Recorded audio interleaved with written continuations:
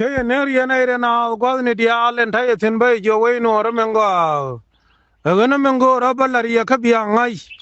Kawurunas bichan te ladaga changdar gana war. An wala dimbina irena nairengo. Nairi khotka moyo pas. Nairi ladim ngai katew dian. Nairi ladim changen binwar nyur. Chakamen chichipan gagalar. An wongo dial ba kaloy tin tila dol yang te runde kwor che urma cha gar che binya chola mal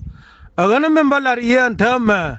bianga yen onya burjo wang dun kon wi nuora ka law nuor wi nuora ka kir ka kir wi nuora ka gawar agana membalar ye ida charalif chigo chop kama biel kan reinforcement meladim bi juba salamo ma gala menar ba yum tibe niamda na walati agana gwayeje kume sal fakir min urnya datin kane tut ke awga loa kan bigaret chake wieng waganan mila nin ngakir sababa bejene jenu chirat wi pini ana tarwai thodana alfi kumsumia te charole kol manyang te che jo kur me chi kur ayu kane aji kur me kunwara kane jang lakin kwa jang ya le ya gai kane jang ya la ma kal kol ke jang ya le bielwi tin chara porodu en wo ba buthule kol manyang ba tera ken gad jani te de jen tiang ka thorm biele dan die en terwai thodana en walla ka chanka kel ka payara udien charu rina won chikirga jo chabije ko nuor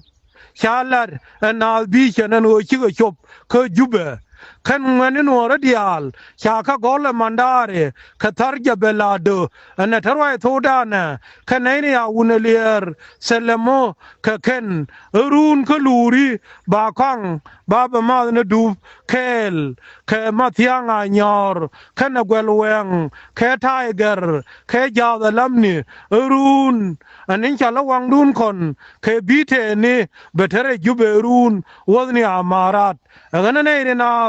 biarar ya laka an wotaya got was timedan ke 1994 choko jena ka wat choko wopen na doran la chala magiraka change ya oroi ke and was and waladim ngamabel we are kama biel and walle chiwo chop ko juba gweje ko ni ne dangrau bishar bar gadal baga agana gweje kol manyang mabe bor be longa gang ka gweje chikir kan tut cha juba cha be longa gang ken agana membalar ngane tete ga tariak alalo tuka beje mong agole angide bebe ubenga bari ladim yen bia thol madit bialer kuturit enu biangai enu ramenan ndawai min luta riak e chalare gwando ni kun kuturit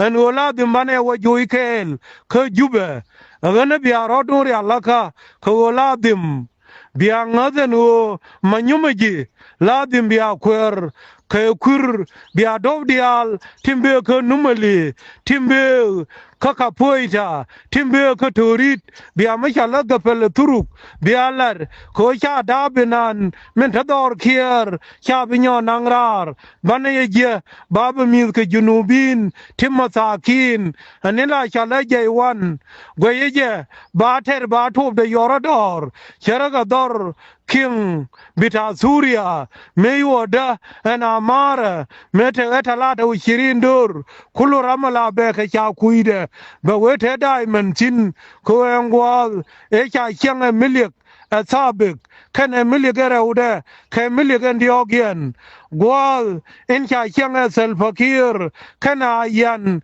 kenyade kagade bana kamrar maniam kuzre kon te cha nonge e joshor TB ka J1 bane ja ka jinine mabiga dial bai te pal kula balla tire jube tiram bi tin ko nga yeje an wo thokier ba ter lew koloran ba wetong berje sunduk dollar agana nei ngo gweje wala ma khal khol agana cha binyo nong ko luri kurma bater sel fakir mawana ngana mala doma dei ka toge kama niang kur ba ngayaken en wonwar tilara malenje ka kor gwadne ke dial agana ma cha bul cha ka moinale e kodien e ka kiraken ba ngada kenen wo deng roi wi bulli animbum ke je wo cha lor agwando ni kien agana kodien e chiwa ka kerun ke jen en wo ba ong nang enjen ne chelar la begriawo be weche buljai agana ko yeje an kele me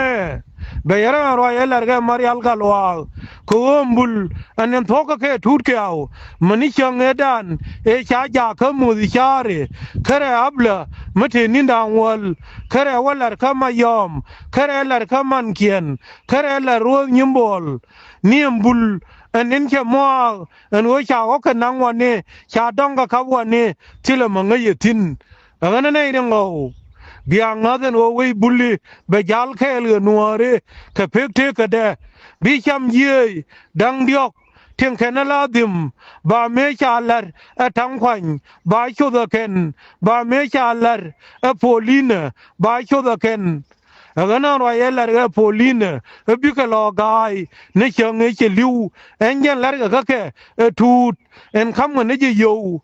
kir en wo ko na kamena atane mal tu de ngaj en wo mal ke junu Sudan cha bi nyo lat niam dien butro len cha ga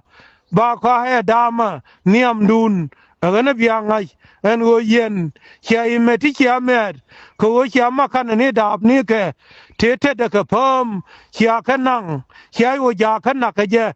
kuma Sudan agana yen khiala nei tita riak dun jega ka pekte ka dun ngana nei ne na ya ne yandial chong ne aroi ler ka gwandan an o wi Ethiopia me chukon mon nuara hio ko nung chono wote ka wol maladim tilabon madega martin de pingmon ngana yen biaro dun lia an o bia chong ke lagat biarolia an wo we nuara goro langdun goro bomdun nei ngo be gai khong be thakele yena chang a ma chang ke lu chogran